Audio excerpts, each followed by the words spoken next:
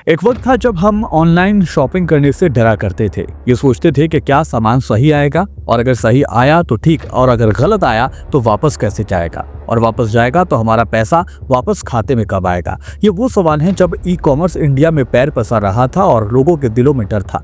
लेकिन धीरे धीरे तमाम कंपनीज ने अपनी जो पॉलिसीज थी उसको इतना स्ट्रिक्ट बना दिया कि लोगों के ऊपर एतबार करने के अलावा कोई और ऑप्शन नहीं बच पाया। आज के वक्त में लोग छोटे से मोबाइल के डेटा केबल से लेकर तमाम बड़ी बड़ी चीज़ों को, लैपटॉप्स को, तमाम बाइक्स वगैरह, कार्स वगैरह को भी ऑनलाइन खरीदने की कोशिश कर रहे हैं और ख़रीद पा रहे हैं। ऐसे में सवाल ये है कि क्या ये खरीद पाना सही है या फिर ये एक बड़ा संकेत है आने वाले खतरे का। सच्चाई यही है कि हिंदुस्तान धीरे धीरे एक बहुत ही खतरनाक हालात की तरफ बढ़ रहा है, खासतौर पर ट्रंप सरकार के आने के बाद और हमारी अपनी सरकार के कमजोर रवैये की वजह से। अभी जो खबरें आ रही हैं उनके मुताबिक अमेरिका के साथ व्यापार वार्ता गंभीर मोड़ पर पहुंच चुकी है।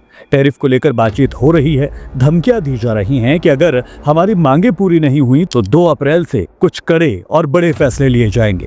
पहले भी मैंने कहा था कि ये धमकियां हिंदुस्तान को बहुत ज्यादा नुकसान नहीं पहुंचाएंगी, लेकिन फिक्र की बात यह है कि हमारी सरकार अमेरिका के दबाव में झुकने के लिए तैयार नजर आ रही है। 2 बातें हैं जो सबसे ज्यादा परेशान कर देने वाली है। इसमें अमेरिका ये चाहता है कि हिंदुस्तान अपने ई कॉमर्स सेक्टर को और ज्यादा खोल दे ताकि अमेजॉन और बाकी विदेशी कंपनियां बिना किसी रोक-टोक के हिंदुस्तान में कारोबार कर सके।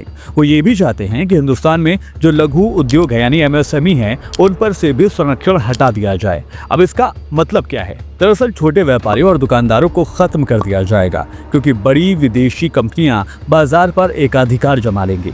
हिंदुस्तान में कई ऐसे उद्योग हैं जो छोटे व्यापारियों की बदौलत चलते हैं, लेकिन अगर विदेशी कंपनियों को छूट मिलती गई तो वो सस्ते दामों पर सामान बेचकर बाजार पर कब्जा कर लेंगी और धीरे धीरे हमारे लोकल व्यापारी खत्म हो जाएंगे।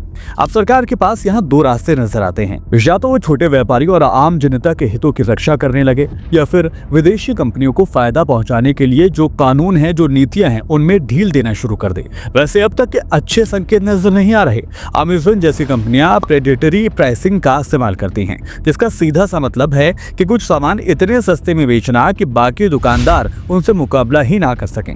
जो सामान दुकानदार 20 से 25% के मार्जिन पर बेचता था, अमेज़न वही चीज घाटे में बेचने के लिए तैयार है और शिपिंग तक का खर्च खुद उठाता है ताकि ग्राहक पूरी तरह से उसी पर डिपेंड हो जाए। और इसी तरह धीरे धीरे जो लोकल दुकानदार हैं उनको बाहर कर दिया जाएगा। एक बार जब छोटे व्यापारी खत्म हो जाएंगे तब यही कंपनियां अपने दामों को बढ़ा देंगे और ग्राहकों के पास कोई और ऑप्शन नहीं बच पाएगा। इस मामले पर सरकार के मंत्रियों की बयानबाजी भी बदलती देखी गई है। अब यहाँ एक और दिलचस्प बात देखिए, जब वाणिज्य मंत्री पीयूष गोयल ने अगस्त 2024 में बयान दिया था कि ई कॉमर्स कंपनियां हिंदुस्तान के छोटे व्यापारी को खत्म करने का काम कर रही हैं, उसके 2 ही दिन के बाद उन्होंने अपना जो बयान था उसको बदल दिया था। पहले कहा कि अमेज़न भारत के बाजार को बिगाड़ रहा है, फिर 2 दिन के बाद वो बोले कि हम ई कॉमर्स के खिलाफ नहीं हैं, हमारा मतलब गलत समझा गया। आखिर ये बयान में बदलाव क्यों आया? क्या किसी बड़े दबाव के चलते ये बयान बदला गया? इस बीच अमेज़न की सेल्स के बढ़ते ग्राफ से इतर अमेज़न के खिलाफ रिपोर्ट्स भी बढ़ती जा रही हैं, यानी अमेज़न की शिकायतें भी बढ़ रही हैं। कुछ रिपोर्ट्स साफ दिखाती हैं कि अमेज़न किस तरह से छोटे व्यापारियों को खत्म करने का काम कर रहा है। अमेज़न अपने प्लेटफॉर्म पर डेटा इकट्ठा करता है और ये देखता है कि कौन सा प्रोडक्ट सबसे ज्यादा सेल हो रहा है, बिक रहा है, और फिर उसी कैटेगरी में अपना खुद का प्रोडक्ट बनाकर लॉन्च कर देता है।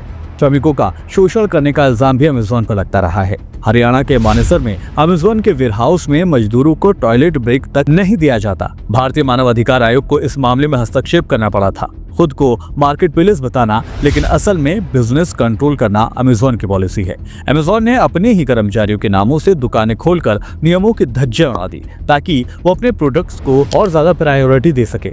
ऐसे में सवाल ये कि क्या भारत ईस्ट इंडिया कंपनी बनने जा रहा है? क्योंकि ये हालात ठीक वैसे ही हैं जैसे 18वीं शताब्दी में ईस्ट इंडिया कंपनी ने हिंदुस्तान में किए थे। तब भी ब्रिटिश सरकार ने भारतीय व्यापारियों को खत्म कर दिया था और आज वही काम अमेज़न और अन्य विदेशी कंपनियां हिंदुस्तान में कर रही हैं।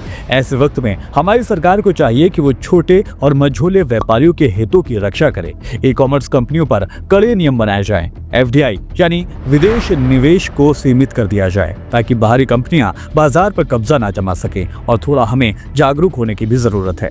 अगर आज हमने इस खतरे को समझा तो आने वाले 10 सालों हमलों में भारत के लाखों छोटे व्यापारी, दुकानदार और मैन्युफैक्चरर्स बर्बाद होने से बच सकते हैं। आपको क्या लगता है, क्या सरकार को इस मामले में और सख्ती दिखानी चाहिए? लेकिन क्या मोदी जी ट्रंप के सामने कुछ बोलने के लिए कैपेबल हैं भी या नहीं, ये हम बातें जानते ही हैं। क्या हमारा अमेज़न जैसी विदेशी कंपनियों पर ज्यादा डिपेंड रहना गलत नहीं होगा, या फिर हम ऐसे ही आंख मूंद कर इस खतरे को नजरअंदाज करते रहेंगे क्योंकि हमें सारा का सारा सामान घर बैठे बस कुछ ही क्लिक के जरिए मिल रहा है?